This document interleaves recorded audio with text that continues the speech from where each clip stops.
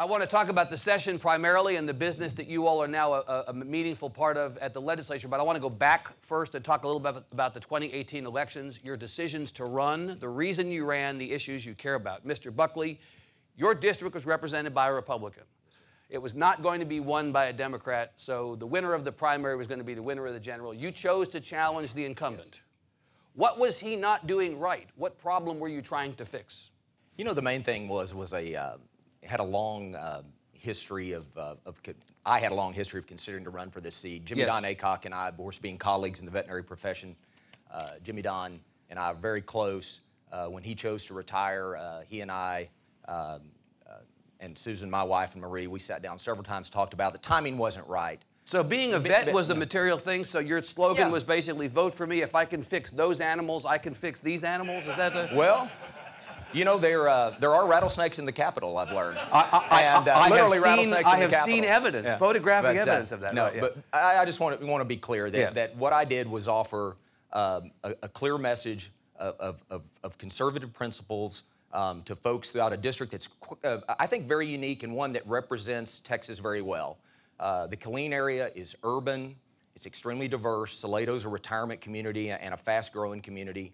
And Lampasas County is quintessential rural Texas, with small school districts, large school districts like Killeen with 45,000 kids. You know, I think my background professionally and personally as a veterinarian and a rancher, someone that served on a school board, I think we connected. And so I didn't have anything against Mr. Cosper. It was something I wanted to do. I felt like I could serve. I felt like I could do a good job. And so I took my message to the folks, and they rewarded me. And they gave you the opportunity to serve. Yes, sir. Yes, sir. Mr. Harris, Mr. Harless, you both ran for seats that were open. Mr. Harris, you ran for a seat that had been occupied by somebody who was, it is fair to say, the bane of some conservatives in the legislature. They were not entirely unhappy to see Mr. Cook go. You ran against somebody who was a good get for the conservatives in that district, and you defeated him to win this seat. Did you have the same problems with Byron Cook that some in your party and some in your district had? Byron, you know, I don't know if my mic's on or not. Yeah. But, well, go ahead and talk, and they'll adjust it if it's not working. Good. Byron spent, I think, 16 years in the legislature, and he did so much good work for the people of House District 8, for the people of Texas in general. Right. And so our race was not about Byron. This was about someone who can represent rural Texas well. That's why I decided to run. Yeah. Rural Texas is underrepresented in the House. We're outnumbered by 3-1 to urban representatives. So that's exactly why I decided to get in the race. I grew up there. Wanted to know that there would be an effective voice for our district in the state legislature. So there was nothing about Mr. Cook's time in the legislature, his service, that you were trying to fix? Nothing that you felt needed to be adjusted? No, sir. You know, with Chairman Cook retiring, it was time for new blood to step in, and I threw my hat in the ring. As you know, the fault line in the legislature for years and years has been said not to be liberal versus conservative or Democrat versus Republican, left versus right, but urban versus rural. Yes, sir. I mean, in some respects, each of you, maybe more Mr. Harris and Mr. Buckley than Mr. Harless, but each of you understands that, you know, the rural constituents you have, despite the fact that populations of rural communities are declining, they still have an agenda that they need advanced. You're looking to speak up for that agenda. That's right, absolutely. Right. Mr. Harless, you thought having a Harless in this seat just sounded good, didn't you? Well, you know, first of all, I want to say happy Valentine's to my wife. And she is the favorite Harless, I can say that for sure. Okay, fine. You know, the few times she does come up here, we'll walk down Congress Avenue and people walk up and say, hey, Representative Harless, good to see you. And I hold my hand out to shake their hand, and they bypass me and give her a hug. Go right to her. So she was Representative Harless first, so I'm getting used to that. But, Yeah, what motivated you to run for this seat? Well, I've lived in that area for 43 years, and it's a unique area. We're an unincorporated Harris County. We don't have a mayor or a city council. So the constituent issues fall on either the state representative or the county commissioner. Yeah. And we probably have a larger constituent caseload than most state representatives. And I love the community. Helping people is just a true passion of mine, and I'm blessed with the opportunity to serve. Yeah. Were you happy with Mr. Roberts' service? He only served that one term, Absolutely. Didn't he? Kevin Roberts, Representative Roberts, is a very, very close friend of ours. I was very happy with what he did. Would not have challenged him had he stood for re-election. Would never have challenged him. In fact, we encouraged him to run when Patricia was stepping out. Yeah. And we supported him in his run for Congress. I didn't know Congressman Crenshaw at the time. I've gotten to know him. He's a great guy. Well, we all know him now, don't we? Well, we're very fortunate to have him representing us, but Kevin Roberts is a wonderful man. Yeah. Mr. Harris, what happened in the last election cycle? You all had, I mean the Republicans in the Texas House, you all had a partisan split in the last legislature at 95 Republicans, 55 Democrats. You could have let 19 Republicans, by my math, vote with their district, burn those votes, and still do anything you wanted to as a party. One of the results of this last election is a narrower partisan split. It's now 83-67. All the Democrats need to do is get 9 wayward Republicans, 9 Sarah Davises on any issue, and they can prevent anything the Republicans want to do or pass anything, provided they hold their own votes, which, considering that this is Texas Democrats, may be too much of a heavy lift, but that's fine. What do you think the message out of this election was? Do you look at that narrower partisan split and say, as you enter this process, the voters delivered a message to the majority party? That's a better question for the consultants who study the data. For me, I know rural Texas really well. And I know that rural Texas is responsible for keeping Texas red in the November election. Right. Had it not been for rural Texas, Ted Cruz and Ken Paxton both, at a minimum, probably would have lost. That's right. Right. And so it just goes back to the whole reason why I got into the race to begin with, was to make sure that rural Texas is represented in a House where we're already losing representation. Did you hear about specific issues, Mr. Harris, in that election that propelled forward to the work that you're doing in the session that would align with the idea that people said, whatever else you'd been doing in the past, we want you to stick to the business of the state now? Yeah, I think so. You know, the issues in our race that we heard from the constituents were they want to see public education funded. They want private property taxes to be reduced. They want property tax reform. Yeah. Those issues were the 2 key issues, not only in my district, but I think across the entire state of Texas. Right. Let me test that. Mr. Buckley, same thing in your district? You heard about property taxes and public education in a campaign? Yeah. Anything else? Anything else jump up as a big issue that you heard from the voters they wanted you to come to Austin and take care of? Really, it was property taxes, public school. In rural Texas, there was eminent domain issues. Yeah. We talked about that. Talked about opportunity and prosperity. People want the opportunity. Rural Texas, for me, the challenge is to make certain we can do things to improve the economic climate in rural Texas, so that young rural Texans will return to the rural roots, if you will. Yeah. Because that's key. I feel like for rural Texas staying strong, because there's a flight away, and so we have to do things that bring positive economic change to rural Texas. So, Mr. Buckley, as a first-term member, you come to Austin to carry their agenda, not your own. So you listen to them, you represent them. What they tell you, this is what we want you to do, you do that. Yes, sir. Within within the principles that I hold, and that's why they sent me. That's why I think I was able to be successful. Was that our messages, we probably didn't agree on everything, but they trusted me. Yeah. And I'm a straight shooter. I've had a town hall already, went back to Lampasas County and just told them what was going on. Yeah. We had a room a little smaller than this. It was overflowing. Yeah. They just want to hear from their representative. And the same thing, we'll be doing that throughout Bell County as well. Yeah. And people want to connect. They want to be heard. People of Texas now want solutions. I think that's part of the election, what I learned personally from the election in November. And do you think you're put on notice, Mr. Buckley? So one theory of this last election is that the voters said to the majority party in the Texas House, and I assume the same for the Senate, we're sending you back to do these things, to A, B, C, D, and you both talked about property taxes and public education and so forth. Get this done this time, or next time we're coming for you. Do you think that the voters have delivered a message to that degree? I don't know about that, because I think voters in general tend to look with some suspicion on government, but they often love their own representative. Right. And so, I'm mad at Congress, but not my congressman. You hear that said a lot. Right. So, it's not lost on me what the folks of House District 54 want. And you're conscious of the fact that if you go back home and tell them we didn't do it, that there may be consequences. Absolutely. I'm going to do everything I can to make sure we push that, we achieve those solutions and push the ball down the field as far as we can. Mr. Harless, could you go back home at the end of this session and with a song in your step tell people, we tried to fix public education yet again and we didn't do it, or we tried to reform property taxes and we didn't do it? Are the people in your district going to be happy if you come back home and tell them that? No, that was some of the key issues were property tax reform, and I think we're well on the way to achieving that.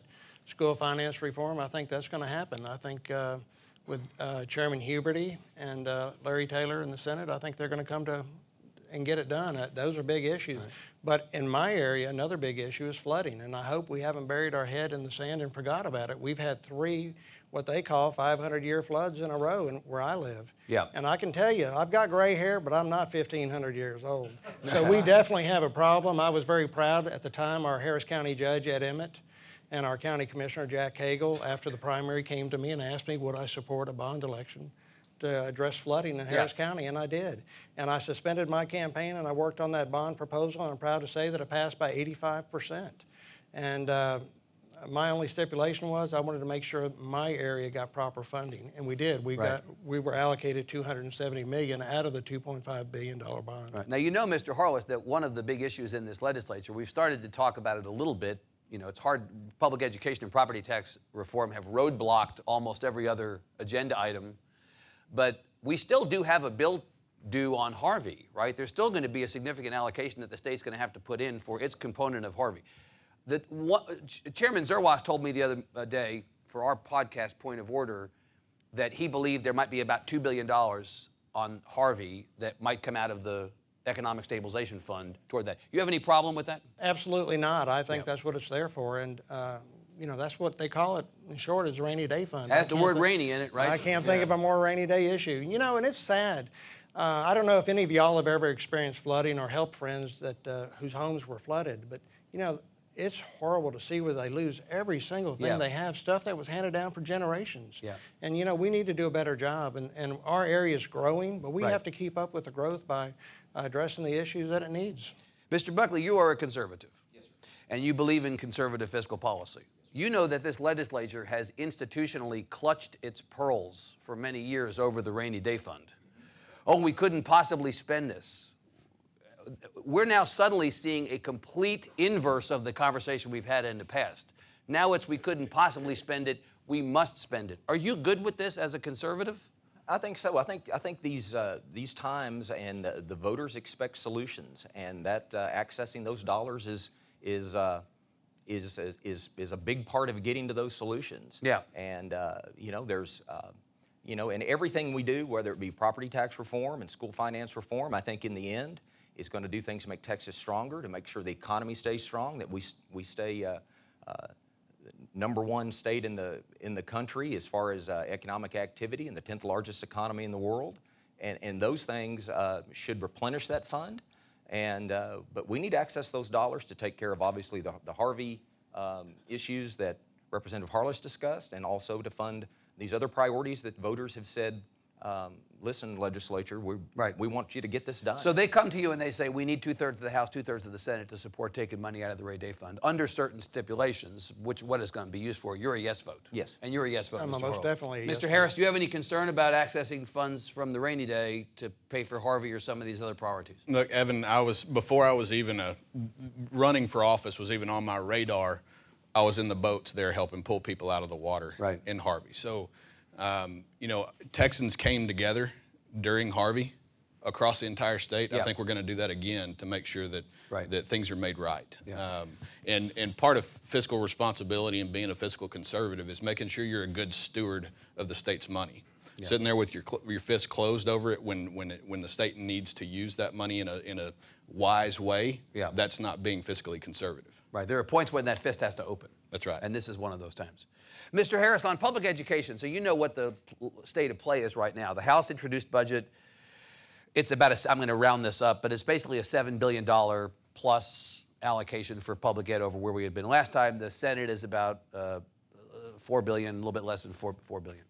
Is the $7 billion in the House the right number from your estimation? Is it enough? Are you comfortable with the direction this is heading? I'm comfortable with the direction it's heading.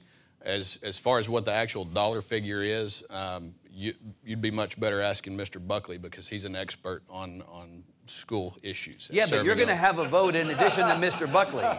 Don't make me embarrass you in front of your kid by telling you that you have to answer me. So, are you good with this? Yeah, I trust Chairman Huberty and I trust the leadership of the Texas House and the Senate. Everybody's working together. Yeah. And you know, everybody's on the same page with what's needed. We need more money in the classrooms. Yep. We need to make sure that retired teachers are taken care of. Right. And so I fully believe that we're going to accomplish those goals. You know, the conversation, Mr. Harris, preceding your arrival in the legislature has been, do we even need to put more money in public education, given the fact that some believe that the money being allocated now is not being spent efficiently? So part of the conversation on the conservative end of the spectrum has been, we need to ensure that the people getting money from the state currently are spending that money not on things like water parks before we give them any additional money to put into public ed. Do you have any concerns about how public ed is spending our tax dollars now? Well, that's where local control comes into play, in my estimation. Right. You know, if a school district is unwisely spending the money that it gets, the voters have a say in that, and they can replace those board members at the local level. I don't, you know, as a conservative, I'm a proponent of local control. So you don't want to decide for districts how they spend that money? For the most part, yes. So when the Senate comes in with its public ed, I'll come to Mr. Buckley in a second, Mr. Harris. When the Senate comes in with its initial foray into the public ed financing bit, and they say we're going to do $3.7 billion, but we're going to mandate that every single teacher gets a raise of $5,000. Good teachers, bad teachers, in-between teachers, that's how you have to use the money. Sounds to me like you would not be okay with that because you believe in local control. I do believe in local control, but I also at the same time believe that the money that's allocated needs to be spent in the classroom. So if that's a set amount that both chambers have come to an agreement on, then yes, I'll support that. That kind of a mandate, local control notwithstanding, might be okay with you. Correct. Right. Mr. Buckley, Mrs. Buckley is an educator, is she not? Yes, she is. Tell what she is. She's the executive director for secondary schools for the R-Killeen Independent School District. So this is not an issue you come to without a certain amount of pre-baked-in knowledge, right? Absolutely. I'm the grandson of a high school football coach and a first grade teacher. My mother was a first grade teacher and an early childhood specialist. Yeah. This is your world. It is. And, family business. Well, yes, sir. Yeah, yeah. So, so you like $7 billion or do you like $3.7 billion? Where do you come down on this? Pick. I like the bigger number. You do? Yeah. Okay. Mr. Harris told me that was the answer. Okay. Did he? No. If he asked you about that, say you like the house number. No. Right. No. Yeah. And here's the thing. Yeah. I mean, when we look at, for lots of reasons, something that's very important, I think, is these dollars. You know, I think there's some things we really can do very wisely with these dollars, and I think that if we can target those dollars to early childhood education, I guess being my mother, God rest her soul, committed her life to that, and every child she ever met, including my own kids, the first thing she did when she picked them up was put a book in their hands. I think it's absolutely without question that dollars targeted towards pre-K through third grade is money well spent. You are for pre-K. Oh, absolutely. So you do not share the views of some that pre-K is ripping kids from the hands of their parents, your colleague Representative Stickland's point of view, or that it is godless socialism, in the words of Joanne Fleming of the Tea Party in Tyler. I mean, you know, pre-K is not a non-controversial subject, Mr. Buckley. But let me tell you what you can't do is you can't all of a sudden flip a switch in the third grade and have a kid ready to learn. Yeah. You know, it's like asking someone to leave Pop Warner football and then go play for the Patriots. So are you for full day pre-K, Mr. Buckley, or are you satisfied with half day, which has been the principle? I'm going to stay with this for like 2 hours. All right, let's go. Are you for full day or half day pre-K? Yeah, you know, the R-Killeen Independent School District has done that, has committed the dollars to that for years. Full day. Full day. And, you know, it's important because if we don't have the ready-to-learn component at grade 3, which again, I will reiterate, you cannot just all of a sudden make that happen. It's about building those skills in very, very young children, and so that when they are in the third grade, I mean, it's troubling to me, you know, the results we're seeing with our third grade reading levels. And you know, if we're ever going to get to the other end, which I've heard some call, you know, ready to learn and then ready to earn, if we miss that crucial step, you know, you can't build a house without building a foundation. It's corny. Sounds corny, but it's absolutely the truth. If we don't do that, we'll never eventually have kids that will build the workforce that'll keep this country strong and keep this state's economy moving. I mean, the workforce is the key. I don't think of pre-K kids as little workers, but what we're doing is building learners that can be earners. Right, yeah. So that's what I'd like Mr. to do. Harless, the president of the Dallas Fed, Rob Kaplan, and I were talking about this at an event last fall. He said that the most important thing for the health of the economy of Texas is pre-K. That was the head of the Dallas Fed for the reasons that he practically parroted what Mr. Buckley said. Are you there also? I'm there also. I think education's the key to success. And, so you would be for full-day pre-K? Absolutely, and I'll tell you what, I'm very fortunate in my district. I have 3 wonderful school districts, Tomball, Klein, and Cy-Fair, and I think local control is best. And they have a great school board, they have great superintendents, and they do a phenomenal job.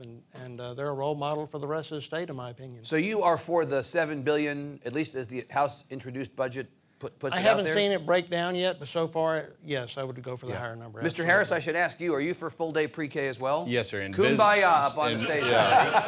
Look at that. Yeah. Any reservations about pre-K being part of the funding conversation as we go forward? Because, no, sir. That's also, the governor has had pre-K previously as an emergency item, not this time. Right. And it's kind of been a rocky road to get there, despite the fact that he identified it as an emergency item in 2 consecutive sessions previously. Well, in visiting with the educators throughout my district, and I've got somewhere around 30 school districts in my district, all of them expressed the need for pre-K. Yeah. And so, yes, absolutely. I think that's an important component to it. So last session, Lieutenant Governor said these words himself: the no one without the other on school finance was school choice. Lieutenant Governor said that himself. And in the end, school finance did not happen, in part because the House and the Senate could not get on the same page on the Senate's plan for school choice. This time, the no one without the other is property tax reform, Mr. Harris. As Chairman Betancourt on the Senate side says, last time House wanted 6, Senate wanted 4, and this time they agreed to compromise at 2.5. I went into journalism not to do math. That doesn't sound like a compromise to me, but okay. Mr. Harris, there are people who have said we're absolutely for the idea of property tax reform, but 2.5 seems like a bridge too far. In fact, Chairman Zerwas was here again this last week and said, I'm not really feeling 2.5. I live in a district, represented district, that has among the fastest growing appraisals in the state. I don't think 2.5 is the right number. He's willing to talk about something a little higher. Where do you come down on that proposal? As it stands right now, I'm still looking at it. We know, I don't think that where it is right now is where it's going to finally be. You're skeptical that the ultimate bill has 2.5? Correct, I am, yeah. Would you be a vote for 2.5, up or down? If you had to say yes or no now, would you be for 2.5? Evan, I really think that's a hypothetical because I don't think that's the way it's going to be. I'll tell you this, just throughout the campaign, property tax reform is a key issue for our voters. Right. And so I think we have a great framework to begin with to come up with the right agreement for the state of Texas. You know, Mr. Harris, that last session, local officials, mayors and city council members, county commissioners, marched up Congress Avenue with pitchforks and torches to oppose what they considered to be handcuffs on them as it related to raising revenue to fund the services that they felt obligated to provide to their constituents. Are you hearing from those same local officials that they will be back this time? I do hear from local officials. And, I think the main thing in being a voice for rural Texas, we want to make sure that our local governments can still afford to pay for emergency services, for the fire truck when they need it, and so I think that's part of what we will see in the final. But you're not decided, your own vote, yes, although you think it may be higher by the end. Yes, sir. Than that. Mr. Buckley, for it or against it? I think I can tell you this: when I go to town halls and talk with folks, I've seen much more support of a lower number. Maybe not 2.5, but I'll tell you what, it was pretty unequivocal in Lampasas County that folks expect something to tap the brakes on it. Yeah. And it doesn't. At 2.5 or 4 or 6 or whatever it is, I'll tell you 8's too high. It doesn't. It doesn't cap revenue. It simply requires a voter engagement. At a point that I think in the times we live is important. And here's the thing: whatever the cap number is, it's up to citizens. And I'm a citizen, and I have county commissioners that represent me and all that. It's up to me, and it's up to my fellow citizens to be involved in that process. Yeah, but Mr. Buckley, if your city council member gets off the leash and advocates for a higher property tax rate than you are comfortable with as a citizen, you already have an accountability mechanism. It's called an election. So why would you have to get into this process now when the next time that person is up on the ballot, you run them out of office? Well, you may. But you know, you have councils that are made up of numerous numbers of folks, and so removing one person may not change the dynamics. I think what we can do is, I think whatever property tax reform, and House Bill 2 is a great foundation to build upon. A start. It's a start, because what it will do is it simply builds this framework where we can begin to bring some of the transparency issues into the appraisal. The tax, your tax statement will be easier to read. You'll understand kind of what you're paying and what property growth has done. Yeah. And then whatever that number is, it will require you know, the voters to come out and say yes or no. But it also will require our local officials to make the case for the spending and the new things they need. I have found voters to be extremely reasonable in most instances. When you describe to them and explain what communities need, they rally. Look at how we pass bonds. So you make your case, basically, and then they're going to respond. Look how we pass bond issues. Yeah, right. You know, we passed a $462 million bond issue in Killeen ISD. Yeah. We took that information to the voters, and there was a lot of debate. There was, you know, some voices got loud at times. But in the end, the community said, yes, we need these schools. So if you make your case as a local official, they'll support you. You're not being told you can't raise it. You just have to bring voters into it. Absolutely. Yeah. And in the end, you know, my job is I work very well with my local county officials and my local city councilmen and mayors, and I value the work that they do, and our county judges. But you know, I'm here in a different capacity. I'm representing the people as a whole of House District 54. Let me do a little goose gander here with you. So if it's good for local officials to have to go to the voters when they raise revenue by 2.5%, shouldn't the legislature have to go to the voters if they want to raise the state budget by more than 2.5%? If it's good for local officials to have that measure of accountability, why don't you do it yourself? You know, maybe we should. But I think in essence we do every 2 years. You know, yeah, but they would say the same thing, Mr. No, Buckley. but you can have complete turnover. Well, you could. Know, I mean, so you know, you can go. You know, theoretically, you could have a massive turnover. Yeah. And so I think there is that sort of process in place. Mr. Harless, you live in a community with fast-growing appraisals, do you not? Absolutely. Why are we not talking about appraisal reform as opposed to property tax reform? You got 254 different ways of calculating appraisals. We talk all the time about a patchwork quilt of unequal regulations in our legislature on a whole bunch of other issues. Maybe you ought to standardize appraisals. I think we probably headed in that direction. Right now, we're just trying to slow the growth down. Right. And, you know, we're not saying that they can't raise their taxes anymore. We're just saying they have to be transparent in it and take it to the voters. So you're like 2.5%? We haven't analyzed the final numbers yet. We're still working on it. We're looking at the numbers. I've talked to my county commissioner last night, and you know, our county's huge. And, right.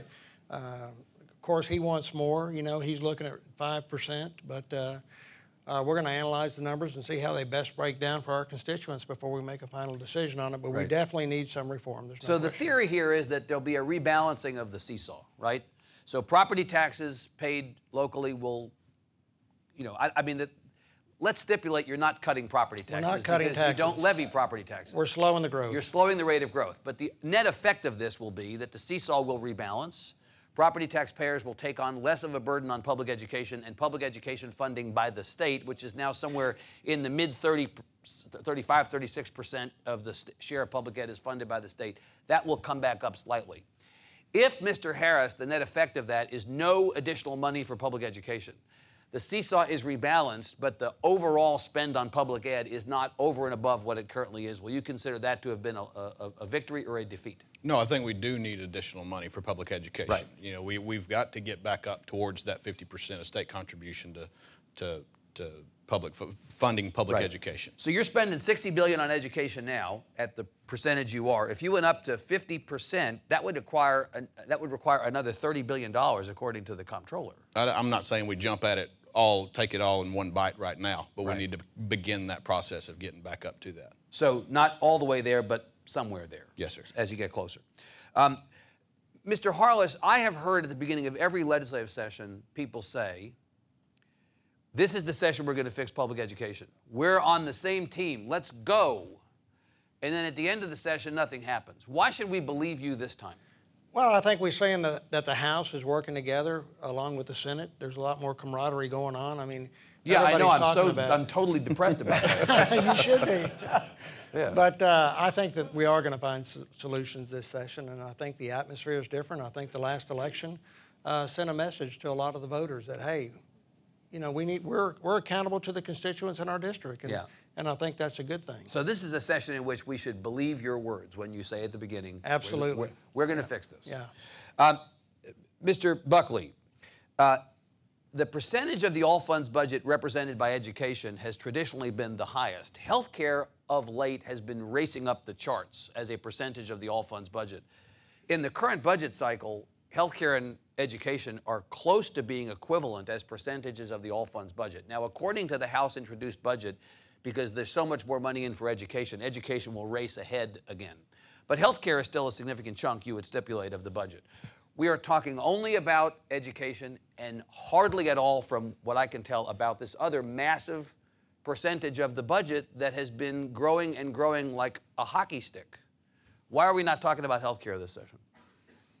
I think because of the you know, the priorities set forth by the voters, and I think, you know, saying property tax reform and school finance reform are the number one issues.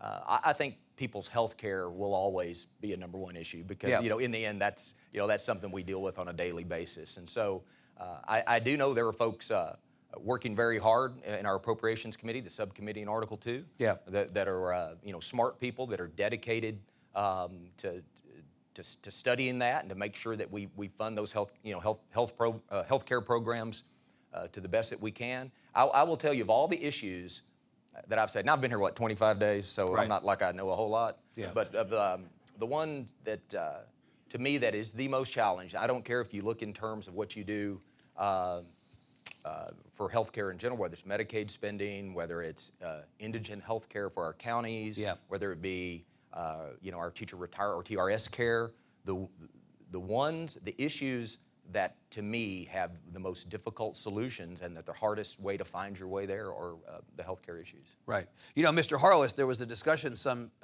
sessions ago, several sessions ago, when Chair Zerwas was in the lead on this discussion about possibly negotiating a deal with the federal government to get some of that money back here in the form of a Medicaid expansion that was done in a way that we could stomach. And that didn't happen. What we're now seeing around the country in very conservative states, conservative in some ways, just as Texas is conservative, is that voters are saying at the ballot box, we actually want to access those funds. There's starting to be a little bit of a discussion of whether we should put this on the ballot to expand Medicaid to possibly get some of that money back and take on some of the responsibility of those costs. What do you think about that? I think I'd leave it to the more seasoned veterans here at the Capitol to work on that. Oh, you mean like veterinarians? No. I mean like Chairman Zerwas. Yeah. So, but you know, Chairman Zerwas, I mean, be careful what you wish. It may be Chairman Zerwas's desire to see this conversation advance. So you're on Team Zerwas if he wants to negotiate a compromise with the federal government to get back some of this money. No, we're going to look at it and analyze it when they come up with something, when they do, and see how it affects our district. Right. I mean, we're responsible to the constituents in our district. Yeah. Mr. Harris, if we're going to trust the voters to weigh in on 2.5% restraint of growth in property taxes, should we trust the voters to weigh in on the issue of funding health care? Back to Mr. Buckley's answer to your previous question, I think we have that in place. We have a much higher rate of us being thrown out at an effective manner than at the local level, like we were talking about. So when Mr. McNutt challenges you next time, this will be a topic of conversation. It may be. Because he's coming back with a fruitcake, you know that. He will be back, you know that. One of the things, Mr. Harless, that's been commented on during this session is that there are not many sharp objects on the table, as you might describe them. We did not hear a lot in the first 25 days about legislation on bathroom access. We did not hear a lot about vouchers or some form of school choice of the sort, however you characterize it, that was in the session last time. We also have not heard, despite the wishes of some Democrats, about reopening the SB 4 conversation from last session. Are you going to deny us all those controversies this session? I think we are fixed on two key issues right now, and I'm happy to see that. Maybe we'll get some results this time. And that's why I'm so encouraged. You asked me about that question, would we consider it a failure if we didn't get it happen? I don't see it not happening. I think everybody's fixed on those two major issues right Your now. constituents are not clamoring for any of those more controversial issues, the ones that tend to divide rather than unite the legislature. They're not clamoring for those to come up. I will tell you this, we knocked on over 30,000 doors in our primary, Team Harless did. Yeah. And the number one issue was property tax reform and school finance reform. Nobody mentioned these other things. Nope. Right. Mr. Buckley, in your very conservative district, or is there a stomach for those kinds of conversations in this session? You know, no, they particularly ask me as a legislature, do not run with sharp objects in my hand. So, as you can do harm to yourself and to others. Exactly.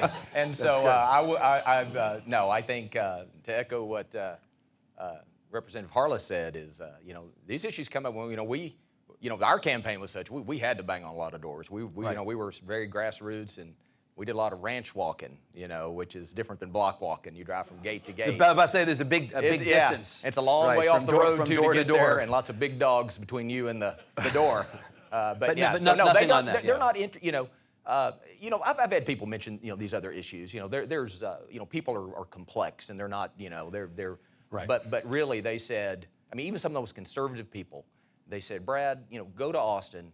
Let's work on property taxes. Let's work on school finance reform, and you know, move the ball down the field. Accomplish something. You know, let's get some sort of solution in place. And then leave, right? I mean, and then leave. Don't stay here for some number of special sessions, but it's a part-time legislature. Act like a part-time legislature. I need to go back to the clinic. Right. I need to go to work. Fix a cow. You know, whatever it is. Right. Yeah. Yes, yeah. Mr. Harris, same. You're not hearing about that stuff in your district? No, sir. We're so not. Not likely to come back as far as you can see on the agenda. Agreed. Can I ask you about immigration? You know, we were treated to what ultimately may be the first debate of the 2020 presidential election cycle out in El Paso this last week. We don't know. But certainly the question of border security, immigration, is front of mind at the moment. Mr. Harris, two of your Republican colleagues in the House, Representative Biederman of Fredericksburg and Representative Briscoe Cain of Deer Park, this week proposed taking $2.5 billion out of the rainy day fund to contribute to the building of a wall along the border. Are you for that, Mr. Harris? The first thing that we've got to do is accomplish what the voters sent us here to do. Yeah. You know, border security is a very important issue in my district. Yeah. And a couple of weeks ago, I was privileged to go on the trip to the Rio Grande Valley with around 40 other legislators, and we were able to visit face to face with Border Patrol, with DPS, to see firsthand what are the actual needs there. What does it look like where there is a border wall versus where there isn't? What'd you hear? So what I heard was we need strategically placed border walls. We need to create choke points where they can catch the illegal immigrants coming over. We need better resources for DPS to do the job. Instead of just sitting on the highways catching DWI offenders, we need to give them four-wheelers and access to be able to get back into the brush country. So what does that mean for the legislature this session? There's been an allocation of $800 million in each of the last two biennia toward border security, somewhat controversial, but it's overwhelmingly passed. Yeah. And there is an allocation of just under $800 million, according to Chairman Zerwas, in the introduced budget for border security this time. There are some Democrats who would like to see that go down to zero, since they were told it was a federal problem when the president was Obama and not Trump.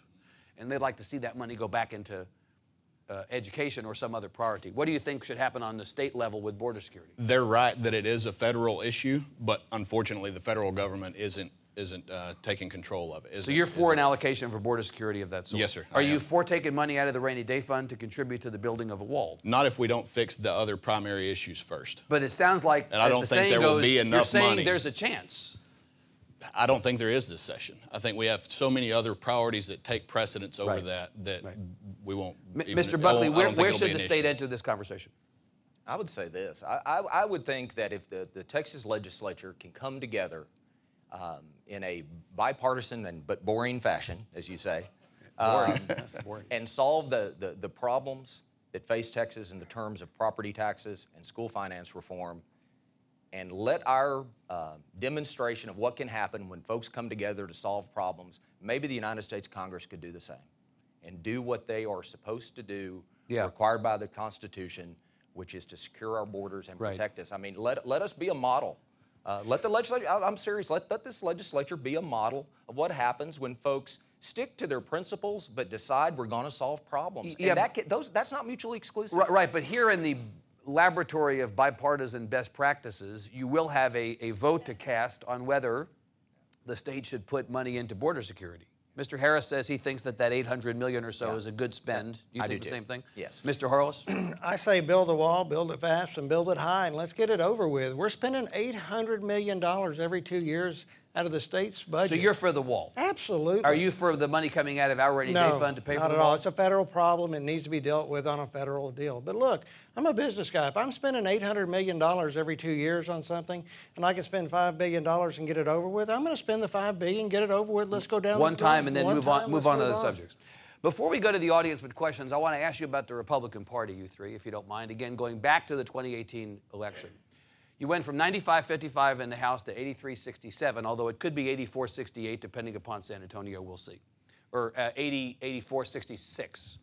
You went from 21-10 in the Senate to 19-12. The statewides who have won traditionally at a clip of about 15 to 20 points better than Democrats saw their margins significantly diminish this last time. And it's not just the margins or the outcomes, but if you look at the composition of the legislature, there is a graphic that somebody created of the new Democrats in the House and the new Republicans in the House. The new Democrats in the House are diverse. There are women. The new Republicans in the House, it's 9 white men and Candy Noble. And if you're wondering why there are no women on stage today, I invited Candy Noble, and she declined. And after that, I had no one to ask. Well, and Candy's a great member, too. Well, she may be a terrific member, and I hope to have her here at some other point. My point is that the Republicans seem to have a problem at the moment, coming out of that election, with diversity in a state that is changing rapidly.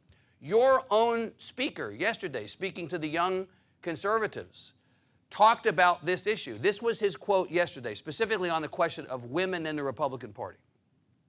The clearest, and this is your speaker yesterday, the clearest indication of the November election, and this is horrifying, is that intelligent women said, we're not interested in voting for Republicans. We need to think about the way we're crafting our message, what issues we're pushing, what issues we're not pushing.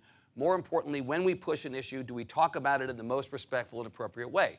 Mr. Harris, the speaker, pointed out yesterday, this was his number. I don't know where he got the number from, but it was alarming to me at least. He said hundreds of thousands of Republican women in the last election cycle in Texas voted for Democratic candidates. We have a story today, my colleague Alex Samuels, that said that in 2012 there were 19 Republican women in the Texas House. Today there are 6. Total of 12 women Republicans in the legislature out of 181 members, and out of 102 Republicans there are only 12. Population of Texas is half women. Do you have a problem, Mr. Harris, in the party? I think what you saw was the beginning of a correction in the general, from the primary into the general. If you look at the Republican candidates who won the primaries and then won their general, we were talking about the issues that we're working on right now. And so you began to see... Do you think it's a process? I do. I agree. We should absolutely have more women, different ethnicities inside the Republican Party represented at the state level. I think we're beginning to change our message in a way that resonates with more people across the state. Yeah. Mr. Buckley, again, the speaker began this conversation. I'm simply taking the baton from him in asking whether you have a problem. He opened the door, I'm walking through it, okay? In asking whether you have a challenge here. You know, the fact is, you have elections coming up in 2 years, and the state is getting more diverse, not less. I just wonder if you feel like there's a mid-course correction that you need to get into here to help the party appeal to a broader array of people. I think the speaker is exactly right, and I think what you find with women voters and in particular is that I just think about the women in my life who are strong conservative women. From my mother to my wife to my grandmother, is they, in the end, they kind of wanted problems to be solved. Not kind of, they wanted problems to be solved. Solutions oriented. They don't suffer that well when it doesn't happen.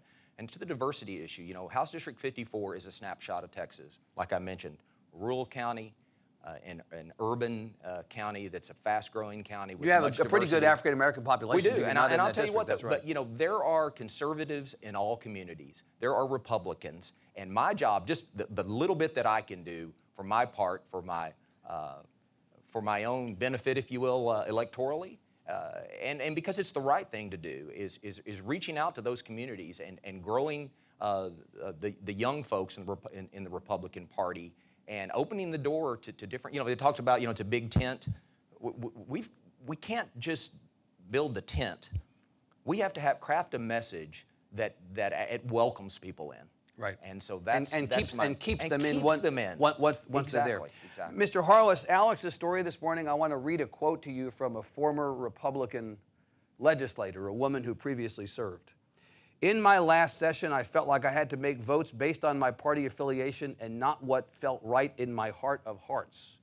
At that point, if I can't be true to myself and do what I think is right, then I don't need to be there. Is that a statement that resonates with you? Yeah, if you don't feel like you can vote your heart, then you don't need to serve in the Texas legislature. Right. And I'm going to vote my heart. And, right. and fortunately for me, my heart resonates with my constituents in the district. Do you know who that former Republican legislator is? That was Patricia Harless. Yeah, I have a good idea. Yeah. Yeah. So yeah. You pick, on Valentine's Day, you picked the right answer. You agreed with your wife. You passed the test. Yeah.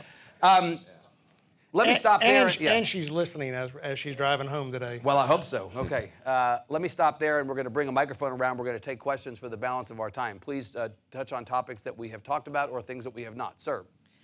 Yes, one of the things I have not heard from anyone yet this session is talking about higher education. The focus has been on pre-K, public education. Right. But if we want to talk about learn-to-earn cycle, there's another book in there. What do you think should be happening with higher education this session?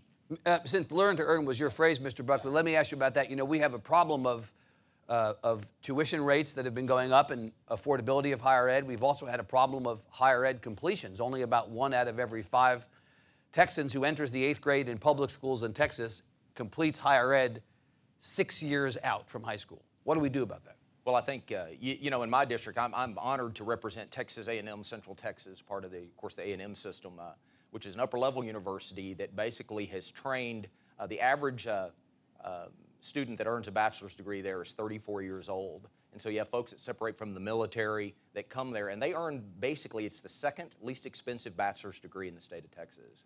And our community works hard to raise money for scholarships. But you know, I will to be quite frank with you, the last session, that university took a tremendous cut to its operating budget. Those are dollars that again, you know, if we're going to build this workforce, if we're going to build the workforce that keeps us prosperous and keeps the Texas economy rolling, that has to be a part of the equation, and it's extremely important in my district and across the state. Mr. Harless, you know, those dollars are not they're not choice dollars, they're referendum dollars. It's not spend on higher ed versus don't spend on higher ed. It's spend on higher ed versus spend on public ed, or spend on higher ed versus spend on health care. Can you say, to the questioner's very legitimate point, that we should be spending on higher ed with a greater priority than spending on public ed in this session? Or is it just, this is not higher ed session? Well, that's a great question. Thank you for asking it. I think right now the emphasis is on public education and getting the funding there, and we'll look at it as it comes across. The introduced budget in the House and the Senate, I mean, it may be inflation, but there's not a significantly greater allocation for higher ed. So, you know, some would say you started off the session last time a lot worse for higher ed and ultimately got to a place where you bought back the cuts. This time you're starting pretty much flat. Maybe flat is the new up. Yeah, and we have to have a balanced budget in Texas. We only have so much tax dollars to spend. In fact, you can't leave unless you pass a budget in balance. That's the one thing you have to do. Okay, Mr. Shields. Thank you. The governor in his inaugural speech said that he wanted a 2.5% cap on property taxes coupled with unfunded mandate reform and reducing some of the unfunded mandates. Right. Senate Bill 2, I'm told, already has 3 new unfunded mandates in it. Where's the bill that's going to provide the relief to the counties and the cities and the school districts so they don't have to keep raising their taxes. Mr. Harris, you're the local control guy, as you identified yourself. You're concerned about local control. So what about unfunded mandates as a part of this conversation? I think a ban on unfunded mandates absolutely has to be part of the package that comes out of the House. And I think you'll see that. Requiring communities to do things but not giving them the dollars. Basically, the snowball rolls downhill to the local level. I'm not saying to do that. I'm saying we should not be doing that. Yeah. Agreed? Oh, absolutely. You know, when I talk to county officials and city officials, excuse me, and school officials, they talk about it being a three-legged stool. For true property tax reform, to make all this work, we have to have the property tax reform piece, the unfunded mandate piece, and then the school finance piece. And so, you know, if we can put that together and sort of build these things, you know, in the House on top of House Bill 2, I think we can get to a place, because absolutely, you know, and we talked about caps earlier. You know, we have to stop the cycle of creating these unfunded mandates, and that's what gets our local officials so worried. If we could stop that, I think you'd see a whole change in everyone's mindset. So that's important. Yeah. Mr. Harless, what do you think? Thank you for asking that question. You know, in Harris County, the largest mental health hospital in the state of Texas is the Harris County Jail. The jails, right? And that is a huge drain of resources. Is that an unfunded mandate? That is, most definitely. That's the definition of an unfunded mandate. Right. And so, you know, we need to look at addressing that as well. What about funded mandates?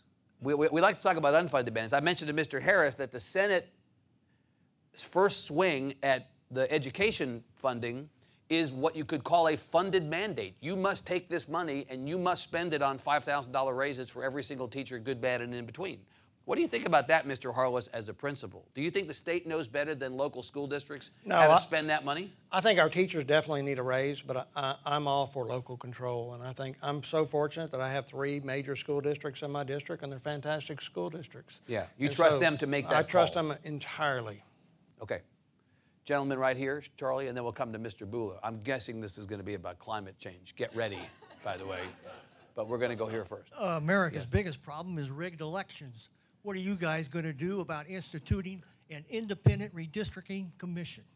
What do you think about, well, you all are in districts where literally if you were hit by an asteroid and killed, the living Democrat could not beat you. Right? Mr. Harris, I mean that, you know, but stipulated that there are Democratic districts drawn exactly the same way. And when the Democrats ran the state, they were no less interested in handing over the reins to Republicans. So it's not like it's one party's responsibility. What about that? Do you think that there's reform in the offing as we head into another decade on that? Redistricting is going to be very important. Now, in my House district, we haven't seen any evidence of rigged elections that I know of. I don't think you mean it in a non-literal sense, right? Gerrymandering. Yeah. A nice word for dishonest elections. I don't think he means Konstantin Kalimnik is coming into your district to change vote totals. I think he meant redistricting. So. Redistricting. Yeah. Redistricting is, you know, is something that I'm going to be paying a lot of attention to. Rural Texas is why I got into this race. And so making sure, we know that rural Texas is going to lose even more representation in the next census. So because of population change. Exactly, yeah, right. Because of population change, shifting to the urban centers even more. So everything that I can do to play a part in protecting rural Texas and redistricting, that's what I'm going to do. Outside of that, I'm not educated enough on the issue. Mr. Buckley, Chairman Seliger, I still call him Chairman Seliger, in the Senate, when he was chair of the redistricting committee, said taking the politics out of redistricting is like taking the calories out of fried chicken. It's totally unrealistic to think that this is going to be depoliticized, unrigged. Do you think there's any chance that people can get to a place where they feel like gerrymandering is a benefit to them? You know, I'll have to agree with Representative Harris. I don't know enough about the process. You know, it's important. I think that I think when you look at the historic line drawing that's gone on, I mean the party that is in power tends to, you know, have a lot of sway over that, and I think it's gone both ways. But I still think, again, that you know, what voters expect is for the representatives to come together and come up with fair solutions. You know, anytime you do this, you know, even when you get back to something nearly not as important, but drawing lines for school districts, when I was on the school board, when you built a new school, the line has to be somewhere. Right. And there's always an issue where, man, I'd wanted my kid to go to that elementary school, where the line has to be somewhere. And so I am certain that good folks will come together next time and do it in as fair a way as possible. Right. I mean, just to the point, yeah. Yeah, because my district is not as safe as my friend Evan would like to allude to. We campaigned extremely hard, and ours has changed. It used to be 61.4% Republican, and I think I got 55 or 56% of the vote. Yeah. But we worked hard, and look, I appeal to the constituents of my district, whether they're Republican or Democrat. Those are the people I represent. Right. And if they call our office and they have an issue, if they're Republican or Democrat, they all get treated the same. So people who don't vote for you, same philosophy. And you know, Mr. Harless, you live in a district that is representative of something we saw in this last election, where the blueness of the urban areas is leaching out into the collar around those urban areas, right? Yeah, but I think you'll see a correction also. How's that? Straight party voting's gone.